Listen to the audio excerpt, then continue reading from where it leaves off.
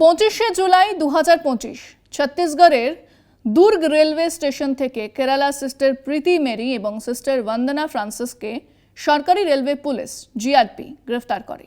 তারা তিনজন তরুণীকে আগ্রা নিয়ে যাচ্ছিলেন। একটি স্থানীয় বজরং দলের কার্যকর্তার অভিযোগের ভিত্তিতে এই গ্রেফতারি হয়। অভিযোগে বলা হয় যে নানরা ওই তরুণীদের চাকরি দেওয়ার নামে ফুসলিয়ে নিয়ে যাচ্ছিলেন এবং তাদের ধর্ম পরিবর্তন করার চেষ্টা করছিলেন।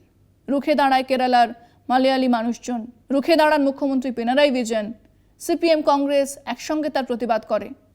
মজার কথা হলো, কেরালা বিজেপি রাজ্য সভাপতি রাজীব চন্দ্রশেখর জানান যে তিনি বিশ্বাস করেন কেরালার নানরা ধর্মান্তর বা পাচারের মতো কোনো বেআইনি কাজে যুক্ত ছিলেন না। তিনি বলেন, যদিও ছত্তিশগড়ের মতো রাজ্যে ধর্মান্তর একটি সমস্যা, আমরা নিশ্চিত যে এই নির্দিষ্ট ঘটনায় মালয়ালি নানদের বিরুদ্ধে ওঠা অভিযোগ সত্যি নয়।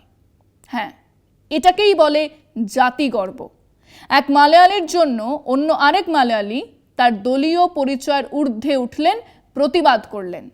আর আমাদের 3.5খানা শক্তি চ্যাটার্জির কবিতা পড়া রাজ্য সভাপতি থেকে গেলেন বিজেপিতেই, বাঙালি হতে পারলেন না।